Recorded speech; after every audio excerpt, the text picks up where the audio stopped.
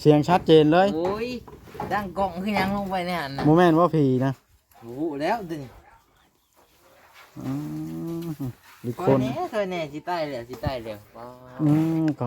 กุดนี่ปะเด็กหน่อยหายจะมีดว่ะบุ้ยฟังไปฟังมาบ่แม่นเลยได้ ประมาณบ่ทันเด็กปานใดวะ บ่เด้อประมาณ9 โมง ประมาณทุ่มหนึง 8 โมง 9 โมงนี่แหละ เอาตกเกิดเรื่องไม่คาดคิดแท้นี่เนาะน้องจ้อยคันสิแล่นไปผู้เดียวผัดย่านได้แต่ละคนเนาะ แม่น เดี๋ยวไปจังหมู่เฮ็ดหยังเนาะเกิดเรื่องแบบนี้ขึ้นที่บ้านน้องแต่แท้นี่ นี่คือที่บ้านน้องแต่ได้ไหม เอาที่บอกจอยแล้วเขียนแล้ว ไม่น่าเชื่อจริง แม่นบ่น้องจ้อย อีผู้หญิงพี่ชายตามไม่ไป บ่จักผีหรือคนละเนาะน่าสิเป็นคนเนาะอย่าลืมกดติดตามเพื่อเป็นกำลังใจให้ผมด้วยนะครับทุกคนขอบคุณมากๆภาพขึ้นตอนนี้ก็อยู่เพื่อนแม่ป้าแก้วพี่น้องเอ้ยทางทีมงานสร้างเฮาพี่น้องเอ้ยนี่เราว่าสิแปลงเตียงก็สร้างเวียงบ่ให้แปลงก็เบาลิเฮ็ดได้จังบ่ให้แปลงเหตุผลนะเบาลิ ๆว่าสิยุ่งชายกับ บ่ถ้าเฮาสิอันนั้นเด้เฮาสิเทพื้นแล้วเฮาสิไปวัดขนาดว่าเฮาสิเอาชำใดเด้ โอ้กันแปลงแล้วมันสิได้แปลง2เทื่อเนาะ แม่นแล้วเฮาสิไปตัดขามนี้ โอ้ เพราะว่าเฮาก็มีแนวนั่งอยู่เนาะแล้วสิจูง นั่งอยู่เทิงก็ได้เนาะ เฮาเอาลุงก็มีแล้วสิเอาไม้นั่นห้องแล้วก็ตั้งแล้วนั่งเลย แม่นบ่ลุงคำดีเจ้าเช็ดแบบนั้นบ่ ไม่ใช่เลย สิเอาห้องละนั่งเลยบ่ ดูแนวมันละ เฮ้ย ห้องก็นั่งเลยแล้วก็นะ กันตี ตั้ง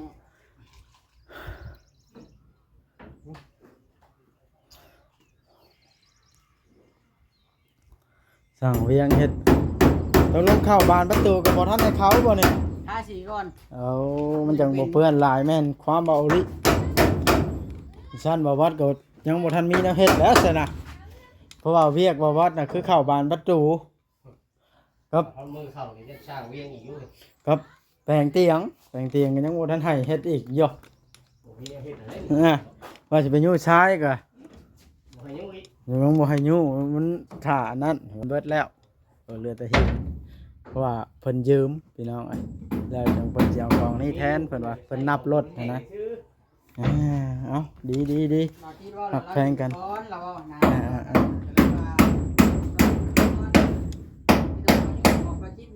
เอาดีแล้วหักแพงกันเนาะตัวเป็นยังนี่คือกินน้ำแดงนี่ พวกหลายคนบอก3,000 เฮ็ดช้ำกุมารบ่เดี๋ยวนี้ นะคนนี้กินน้ำกันหน่อยไหม อืม แต่ว่าซื้อแบบนี้เนี่ยมันกินคักกว่าน้ำคุก เอา มันบกัดกระเพาะ อืม เพิ่มน้ำตาลเพราะ เอากันชั้นก็ได้ข่อยสิไปเบิ่งเบาเอ็นก่อนใช่นะแล้วเฮ็ดหยังร้อนๆอยู่พุ่นโตชั้นข่อยย่างไปเบิ่งเบาเอ็นก่อนเด้อคันว่าบ่มีนะข่อยเฮ็ดแม่น หรือมีคนแบดเบิดก่อนข่อยหรือบ่ ๆเป็นอะไรเดี๋ยวนี้ ยังเป็นได้ บ่ได้ให้จับยังช่อยอีหลีบ่เดี๋ยวนี้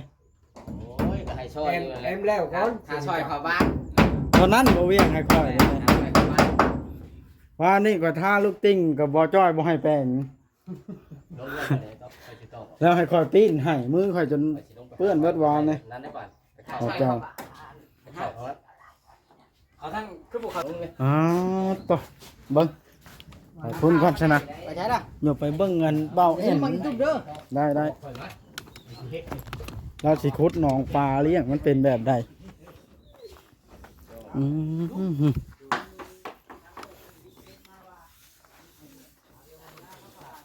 เป็นอะไรก็เดี๋ยวนี้นะจังพากันเร็วมาก มี FC ให้คอยว่าเร็วมากนี่คันเป็นคนไทยนี่โดนตีปากแตกแล้วถ้าจริงก็ถือว่าทำเร็วแหละเนาะ บ่เจ้าแบบบ่ต้องแบบบ่ต้องเว้าดนๆนะ ฮะ ทำเร็วมากบ่ต้องเร็วมันแบบมันนานออกอะนะ แม่นบ่น้องจ้อย สบายวันนี้ได้โชคบ่ดีใจน้ำต้องดูขยันแบบนี้ต่อไปเพิ่นสิแต่งเมียให้เอ้ย ดีใจสิมักเมียแล้วบ่เดี๋ยวนี้มักผู้สาวแล้วบ่เดี๋ยวนี้ มาใส่เล่งไว้แล้วนะเล่งไว้แล้ว ลองขลุ่นมึงดูทีมงานช่างเก่าของเรามึงดูเป็นมาบ่มึง ลองนะได้มันทั่วล่ะ บ่สมุดก็ได้เอาสมุ มั ด น มึงดู สิแล้ว มาคอยสมุดก็ได้ สมุด อ่า ข่อยให้มาชี้ได้ข่อย อย่าเว้านะคนเฮ็ดหยังบ่เป็นนะ มาชี้ได้ข่อยครับทับลงเบิดแห้งแล้วนะ หึ โอ้ เป็นหยังยังบ่กินลาบงัวน้ำกันหวานนี่ หลาย ข่อยเมื่อกินยายามเที่ยง เอาโชว์แล้วบ่ได้นี่ โซ่แล้วโซ่เป็นกระบอก คือบ่ถือมากินเนาะ บ่ใส่ตู้เย็นเนี่ยมันกระบูดแล้ว เจ้าก็ใช้ติ๊กน้ำแข็งเนาะใส่น้ำแข็งมา มื้อหน้าค่อยยินใส่มากอกหนึ่งเนาะ อ่า นี่ใส่แม่นฉลาดแฮงอยู่บ่ มา50,000ค่ะคอยบอกสูตร บ่แล้วเจ้าก็ถึงเลขพัดให้ข่อย ใครถึกเลขว่าในนุ่มบอยได้ถึก บ่ข่อยว่าเจ้าต้องถึงบ่วดเนาะข่อย ว้าเฮ้ ข่อยบ่ได้เคยเชื่อเจ้าได้ หันนะบ่เชื่อฮอดกันบาดนี้มานํกันเขามาคันถึกคอยสิตัวหยัง บ่เชื่อเวลาเจ้าก็ต้องถึงโอ้น้องจ้อยคนบ่เข้ากันนี่บ่ฮอดพื้นมัน อืม นี่ มาบอกแอนคอยสิถามรายละเอียดนี่คอยก็จะรู้จักคือกันได้ FC ช่องหอยก็ได้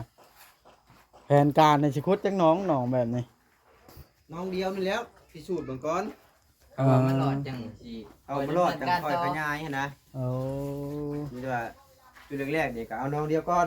เดี๋ยวย่างไปกลางค่ำกลางคืนขุดแล้วเนาะ บ่ยังสิเอาอันนั้นมาใส่ได้ อันนี้ก็ ให้แยง โอ้เห็ดหัวน้อย เห็นหัวน้อย คักแล้ว คือว่าบ่ใหญ่เกิน กะ นะ ถือว่าคักแล้วคันได้เห็ดแล้วเฮาก็ยามแรงบ่มีนะเฮ็ดเฮาก็นั่งชมวิวเนาะ นั่งดึกอันนั้นเด้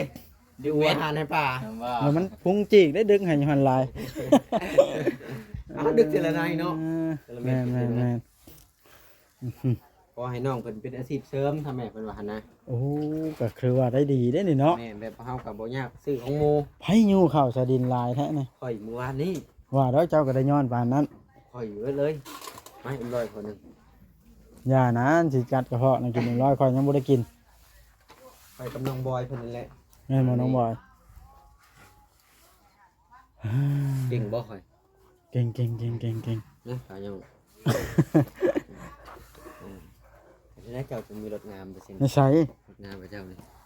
ดาวเอา เอาเงินมาใช้ดาวบ่ หา คนมีรถใหญ่เขาจะใส่เสื้อกาเล่นห่าวพี่น้อง นี่บ่คันเว้าภาษาบกออกภากาเค อันเดียวก็เลยได้กับตัวนั้นน่ะ เห็นบ่ โอ้ใส่เสื้อกาจก เห็นไหมลูกสาวข่อยมันไปน้ำผู้บ่าวแล้วเห็นบ่บ่าวทิ้ง มันหมักบ่ทิ้งได้กันมันมานี่ อ่า อยู่ก็บ่ทิ้งเบิดมือก็ได้ อีลาจะไปได้ไปเสียนะ เอาเดี๋ยวมาเบิกทางสร้างก่อนพี่แหละ ไวแห้งสั่งแก้วเนาะ ไป เฮ็ดแล้วนี่เราสิต่อเฮือนครัวเลยบ่สั่งแก้ว แรงเลยไหนมือแรงเลยทางสร้าง รู้ว่าไว้แท้อย่าเว้าดุหลายสิ่งให้ข่อยเว้าเพิ่นเลวนะ ไว้แห้งบอกสิเนาะ ไว้แห้งทีละ ไว้แห้ง ได้หับงาน แม่น้องจ้อยบาทหนึง มือเรื่อยก็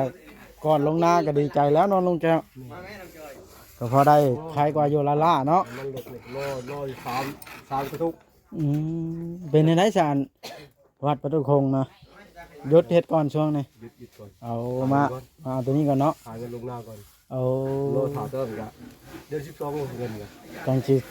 ดำเนินต่ออีก ว่าเงินคำเพิ่นก็เดือนที่2เป็นจังไรขายงานซั่นเนาะ อ๋อ เอาผมมีเงินลงน้าบ่ โดย เราใช้ขายของ อ่า ใช้ขายของ โดยแบบว่าบ้านเมืองเนาะเพิ่นไล่ให้นะอ่า เดี๋ยวเขาก็ช่วยๆไป แม่นช่วยกันไปเอ้าหนุ่มจ้อยเฮ็ดฮึกแท้นี่บ่ใช่เสื้อแขนยาวจักเทื่อเฮ็ดเวียก ไม่น่าเชื่อจริงๆเลย นั่นเลย นุ่มเถือทองคือกันบ่ใช่เสื้อแขนยาวอีก มันกินเย็น มันนี่เห็นไปเข้าไปเบิ่งในได้บ่นี่บ่แอน ได้อันนี้น้องคนประสิทธิ์หน้าใส่ โอ้เรียบร้อยทางใน เรียบร้อยเดี๋ยวว่าอันนี้กระบอกนั่นได้บอลเขาถ่ายมีแต่ได้ทำนั่นได้บอล ฮะ ทำนั่นได้ ทำนี้ แม่น ก็ดีละทำนี้ เต็มนี่แล้วก็ย่า อย่าบอลอาบน้ำนี่แหละ ลงได้น้องออกกันเราไปนี่ละพี่น้องเลยทางมาวัดกามากับนี่สายกองนี่คนนั้นทางใจเฮาเนาะว่าสิมาอยู่ชายไปเทพื้นแต่ว่ามันก็เบิดแล้วตัวนี้บ่เหลือเอาไว้อันนั้นเรือตะหินไปแล้วเขาจะมาอยู่ไปเทก็ได้คุณว่าเบิดนี่ก็เพิ่นยืมเพิ่นว่าแล้วเพิ่นนับเป็นรถไปหั้นนะว่าชายเฮามันแห้งเพิ่นเลยมันร่อนง่ายตัวนั้นมันยังเปียกเพิ่นเลยมาร่อนตัวแห้งเพิ่นนับรถไว้เนาะ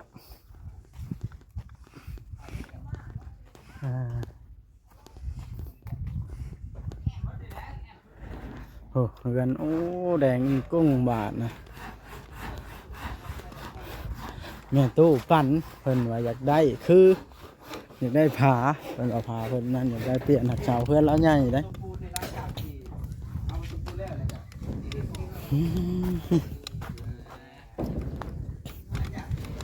เป็นอะไรมุงเรียบร้อยแล้วเย็นคักเนาะเสื้อทีมอันนี้3 สีเลย เอาตะปูเก่านี่หมดแล้วตะปูใหม่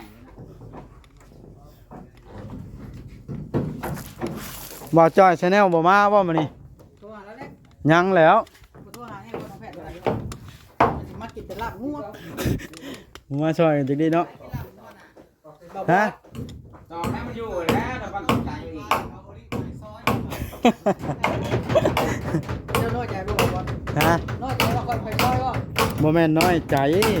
คนเคยช่วย คนเคยซอยแล้วบ่ได้ซอยมันก็รู้สึกน้ำตาอยากออกแน่ วันนี้จะไปซื้อวันนี้มาให้ช่วยเลยเด้อ ซื้อบัดนี้มาแล้วมันเฮ็ดบ่เป็น ตามของก้อนเลยลูก ต้องให้สร้างเวียงเท่านั้นกันบัดนี้น่าจะเฮ็ดเป็นนะ นี่แต่เย็นกับโอ้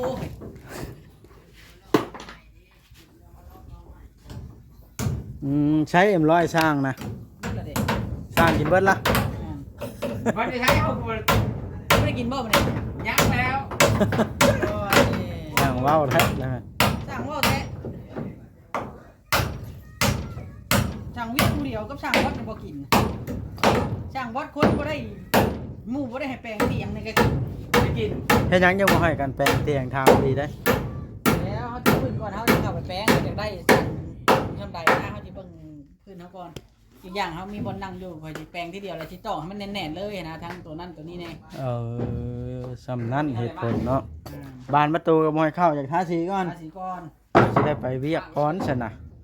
ไม่ตายเบาลีคัดขวางการเห็นเรียกเองแท้นี่ ทางการเฮ็ดเวียกแห้งเดือเกินเบาลีจะเฮ็ดหยังก็บ่เฮ็ด ใช้ปลาแก้วอยู่ใช้มาเด้ จักเด้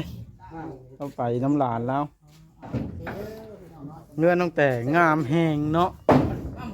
โอ้ยเนี่ย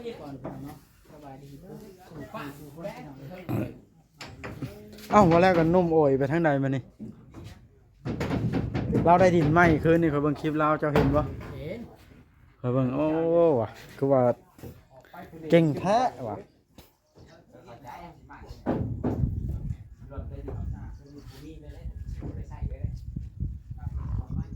สบายดีพี่น้องสบายดี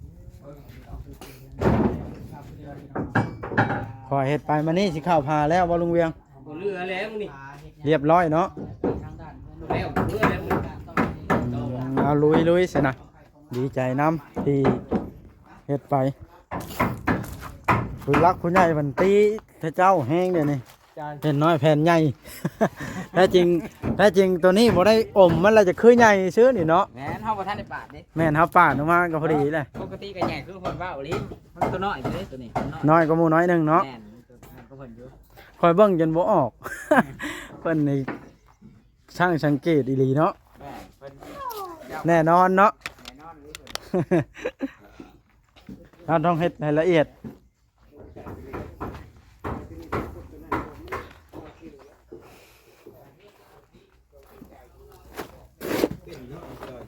เป็นบ่หนุ่มจอยนะเงามันยังบ่ทันจบคลิปเนาะ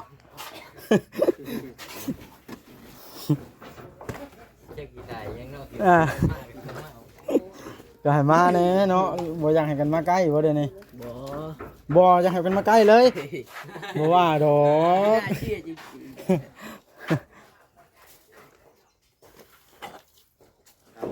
มาก ต้องว่าแบบนั้นบ่ เพิ่นว่าพวกคุณเลวมากแบบนี้แหละเช็ดเนาะ พ่อหยอกก็ใช่แล้วน้องจ้อยเอ้ย เลย คำว่าเลวนี่ก็คือไว้ให้ละเข้าใจกันทั่วประเทศแล้วเฮานะเนาะประเทศลาวเฮานะ คอยเบียดคอยใจปานใดมันแบบคล้ายๆแบบบนเลี้ยวแล้วมันจะช้าๆนะ พวกคุณเลวมากวะ มันต้องว่ามันผ่านไว้แน่ พ่อหยอกน้องจ้อยคันบ่หยอกก็บ่ได้หัวเนาะน้องจ้อย เลย เอาพี่น้องประมาณนี้แหละคลิปนี้ก็ได้คือว่าได้ละนาทีพอสมควรแล้วมาควรมาสร้างคนนี้ก่อน แม่นบ่ในหลายนาทีพอสมควรแล้วบ่เมื่อคืนนี่เป็นอะไรก็ได้ยินอันผู้สาวห้องบ่ เออ ฮะ ของนี่ ทางนี้บ่หรือทางไหนทางนั้นแล้วไผ เป็นจังเลย แล้วไผไปซอยนะ จะมิดว่าไปน้องวอล่าอีแม่บัดนี้ไปแหละมันมิดแล้วก็เลยกลับมาแล้วก็พอบ้านเอาปสไปบ่ อ๋อแล้วไปบ่เห็นหยังบ่ฮะ โอ้ไปบ่ฮอดจังนะย่านแน่ ผู้บ่าวผู้สาวเขาคุมกันนะมั้ง อุ้มเมียงอยู่ซอยแน่เดี๋ยวแน่สิตายแล้วสิตายแล้ว เว้าวันนั้นบ่ เออ เสียงชัดเจนเลย โอ้ยดังกล้องคือยังลงไปในหันน่ะ บ่แม่นว่าผีนะ รู้แล้วตึง อืมอีก ซ ค อย น แน่ซอยแน่สิตายแล้วสิตายแล้วว้าว ก็ กดนี่ปะเด็กหน่อยหายเรื่องมีดว่ะบุ้ยฟังไปฟังมาบ่แม่นเลยได้ ประมาณบ่ทันเด็กปานใดวะ บ่เด้อประมาณ9 โมง ประมาณทุ่มห 8 นึง โมง9 โมงนี่แหละ เอาตกเกิดเรื่องไม่คาดคิดแท้นี่เนาะน้องจ้อย เกิด คันสิแล่นไปผู้เดียวผัดย่านได้แต่ละคนเนาะ แม่น เดี๋ยวไปจังหมู่เฮ็ดหยังเนาะเกิดเรื่องแบบนี้ขึ้นที่บ้านน้องแต่แท้นี่ นี่คือที่บ้านน้องแต่ได้ไหม อ่า เอาที่บอกจอยแล้วเขียนแล้ว ไม่น่าเชื่อจริง แม่นบ่น้องจ้อย พี่ผู้หญิงพี่ชายตามนี้ไป บ่จักผีหรือคนละเนาะน่าจะเป็นคนเนาะเพราะว่าผีใช้สีห้อง เนาะซอยแน่ซอยแน่ โอ้สร้างเป็นอะไรนี่ โอ้ยตกใจเลย ตกใจบ่ได้น้องจ้อยลองซ้อนมันจะเทื่อแล้วนี่แต่ค่ะนั่นนี่ ซ่านอยู่ นี่ ซ่านชัวซ่านชาย อ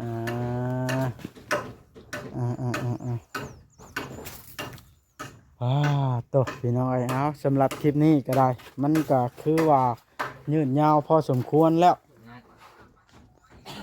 ทางเฮาก็สิได้จบคลิปลงซะก่อนพี่น้องเอ้ย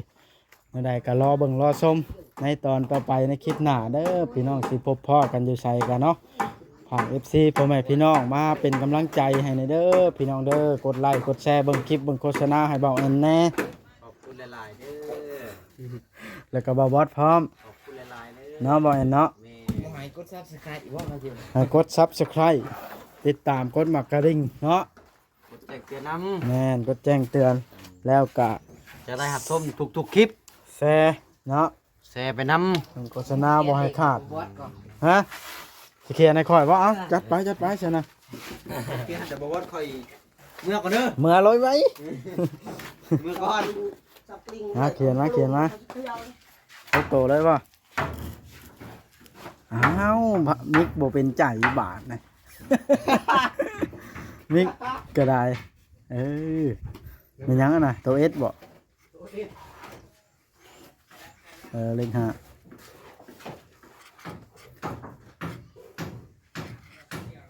แบบนี้เลยป่ะเขียนลายๆตัว หลายๆตัวเขียนหลายๆโลด ขายหน้ามาซื้อ เขียน ต้องไปถือคนเดียวมันก็ถือต้องไปถือเครียดไปร้อยมันยังบ่ถือ ขายหน้ามาซื้อเริ่ม จัดไป เห็นแล้วจิมาเบิ่ง อ้า นะ วตอนนี้คอยบ่เฮ็ดให้เจ้าได้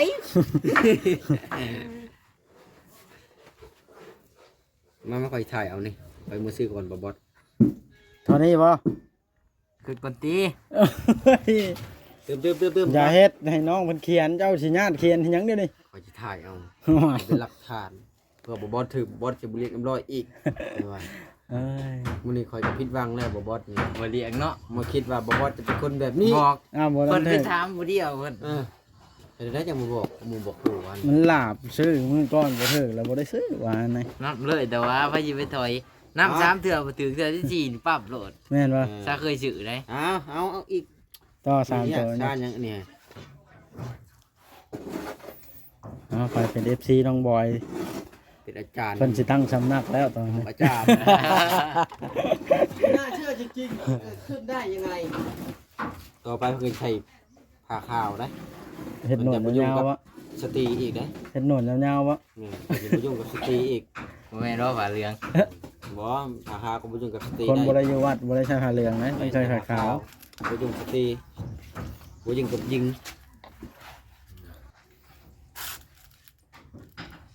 เลข6ตัวบ่คิด ไม่น่าเชื่อจริงๆจะเกิด ว่าลุงบอยเอารอรุ่นกันพี่น้องสามตัวสุดท้ายจะเป็นหยัง เป็นตะกรวดเป็นตะแบะเนาะ เอ้ย โอ้หลายคนแท้เบิ่งบ่ดิ เอาไปจับจำได้ เอ เบอร์ก่อนเบอร์ชื่อเลขก่อนเลยอย่าไปทำเอา โอ้เห็นบอกเที่ยวนี้หยุดเลยแต่งงาน เอา บอส ฮะ ก่อนปิดประตูเลี้ยงเลยเขาตื่นหกตัว ดีมาก บอกไม่ทั่วเพราะว่า ตอนตะได้แหละคนติดตาม บอส ไม่ได้ตามเขานะ ซื้อ โอ้ยหากัน จำแล้วว่าจิต บ่ซ้ำเนาะได้ครึ่งนึงเนาะ เจ้าเบิ่งบอสของ บ่ได้เบิ่งเนาะ อ่า โทรศัพท์เดี๋ยวเปิดมันเบิ่งได้เครื่องเดียว ตามก็ทิศนี้ ครับติดตามเลยอยู่ น้อยใจแท้นี่ ใจ นะ เงี้ยเราปวดหัวเลยเปอร์เซ็นต์ เฮ้ยใครหาก็ได้59,000 ยังไงพระยังไงพระบอกว่า ไผ เจ๊ไหมเอาโอลี มื้อนี้น้องเขียนบอกกันเลขเด็ดอีกแล้วโอ้ เอามาเลย บอบอสเพิ่นว่าถือกับบ่ให้กินเรียบร้อยคือเก่าได้เพิ่นว่าเพิ่นเอา07 413ลึกเด็ด เลขเด็ด6ตัว บอกว่าจับเลยจับใช้ตู้นั้น เขียนได้ไหมตะลุม อยู่รถพุ่นล่ะครับ เมื่อคืนนี้ว่าถูก 32 032มื้อคืนนี่ คุณเราซื้อลำสองก่อนเริ่มที่ออกฟันแล้วได้ค่ะเป็นรถก็ได้ใครจะเป็นอาจารย์เลย เอา อ๋อคอยห้องแห้งเลย คลิปนี้จบซ้ำนี้สวัสดีจบแต่ถึงแล้วเราบ่จบเลยเนาะ เ